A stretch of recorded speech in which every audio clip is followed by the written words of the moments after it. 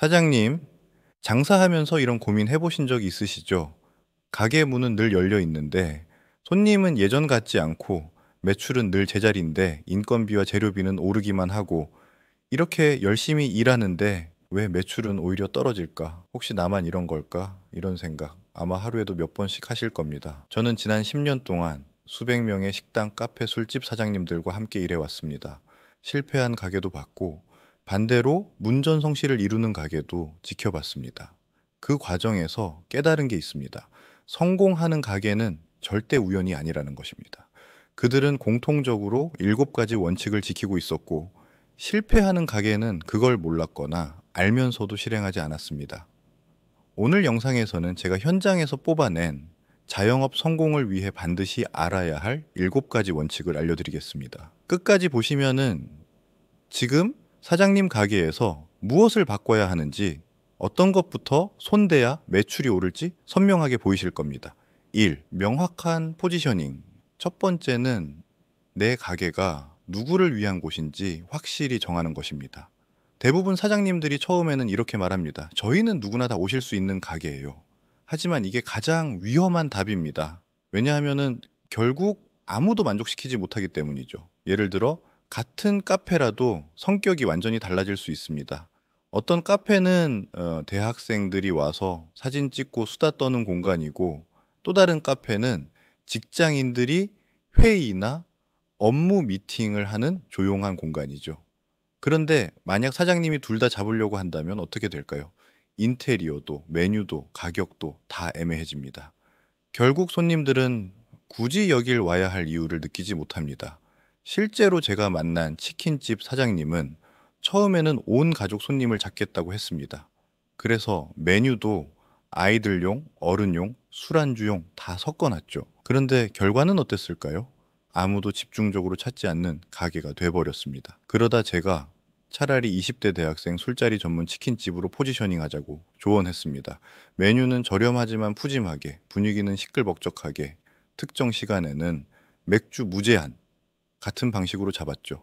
한 달 만에 그 치킨집은 대학가에서 제일 핫한 곳으로 떠올랐습니다. 사장님, 지금 바로 적어보세요. 내 가게는 누구를 위한 곳인가? 이 질문에 답을 못하면은 그 어떤 전략도 소용없습니다. 이 눈에 보이는 차별화. 두 번째는 차별화 포인트입니다. 요즘 웬만한 가게들 맛은 다 괜찮습니다. 그런데 손님 입장에서는 비슷비슷하다는 느낌을 받습니다. 그렇다면 손님이 왜 굳이 내 가게를 선택해야 할까요? 바로 차별화 때문입니다. 제가 아는 술집은 처음엔 고기 맛으로만 승부하려 했습니다. 하지만 옆 가게랑 큰 차이가 없으니 손님이 금방 질려버렸죠. 그래서 저는 사장님께 이렇게 말씀드렸습니다. 이제는 경험을 팔아야 합니다. 그 말대로 메뉴판을 새로 디자인하고 조명을 조정하고 음악은 손님이 직접 선택할 수 있게 바꿨습니다. 그 순간 가게는 단순한 술집이 아니라 즐거운 공간이 됐습니다. 결과는 어땠을까요? 손님들이 자발적으로 인스타에 사진과 영상을 올리기 시작했고 홍보비 한 푼 쓰지 않고도 매출이 2배 이상 늘었습니다. 카페도 마찬가지입니다. 모든 카페가 파는 아메리카노로는 차별화가 어렵습니다. 대신 시그니처 음료를 만드세요. 예를 들어 딸기 라떼라고만 쓰지 말고 제철 딸기로 하루 20잔만 한정 판매라고 붙이면 이야기가 달라집니다. 손님은 맛보다 경험을 소비합니다. 3. 단골 관리. 세 번째는 단골 관리입니다. 많은 사장님들이 새로운 손님을 끌어오기 위해 광고비를 씁니다. 그런데 사실 장사의 진짜 힘은 단골에서 나옵니다. 왜냐하면 단골은 광고비가 안 들기 때문이죠. 한 번 온 손님을 잃으면은 그 손님을 대신할 새로운 손님을 끌어오기 위해 광고비를 두세 배는 써야 합니다. 제가 도와드린 한 카페는 종이 쿠폰을 없애고 모바일 쿠폰 시스템을 도입했습니다. 고객 데이터를 수집해서 생일 쿠폰을 보내고 10번째 방문에는 특별 메뉴를 제공했습니다. 결과적으로 재방문율이 30% 이상 늘었습니다. 어떤 술집 사장님은 단골 전용 안주를 만들었습니다. 메뉴판에는 없지만 단골에게만 제공하는 비밀 메뉴였죠. 손님 입장에서는 특별 대우를 받는 기분이 드니 다른 술집에 가기보다 그 집만 찾게 됐습니다. 이게 바로 충성 고객을 만드는 비밀입니다. 사장님 한번 계산해 보세요. 단골 한 명이 1년에 20번만 와도 그게 새로운 손님 몇 명을 끌어오는 것보다 훨씬 효율적입니다. 4. 시간 관리와 집중. 네 번째는 시간 관리입니다. 사장님들 대부분 하루 종일 가게 안에만 계십니다. 그런데 중요한 건 가게에 있다고 해서 매출이 오르는 게 아니다라는 겁니다. 성공하는 사장님들은 시간을 다르게 씁니다. 단순히 서빙, 계산만 하는 게 아니라 새로운 메뉴 연구, 온라인 홍보, 원가 관리 같은 핵심 업무에 시간을 씁니다. 실제로 제가 아는 치킨집 사장님은 매일 아침 30분씩 리뷰를 분석합니다. 손님들이 남긴 리뷰를 꼼꼼히 읽고 개선할 점을 찾는 거죠. 그 30분 덕분에 메뉴의 완성도가 높아졌고 손님 만족도가 올라가면서 매출도 같이 올랐습니다. 지금 하루 일과를 한번 적어보세요. 그 중에서 매출과 직접 연결되는 일이 얼마나 되는지 확인해 보시면 답이 나옵니다. 온라인 마케팅. 다섯 번째는 온라인 마케팅입니다. 예전처럼 맘만 좋으면 손님이 알아서 온다는 시대는 끝났습니다. 지금은 사람들이 가게를 찾는 과정이 완전히 달라졌습니다. 대부분 손님들은 가게에 오기 전 검색부터 합니다. 인스타그램, 해시태그, 네이버 리뷰, 카카오톡 채널 알림. 이 세 가지만 제대로 해도 광고비 없이도 손님이 꾸준히 들어옵니다. 실제로 제가 도와드린 한 카페는 인스타그램 릴스 영상 하나로 한 달 만에 신규 손님이 200명 넘게 들어왔습니다. 광고비는 단 한 푼도 쓰지 않았습니다.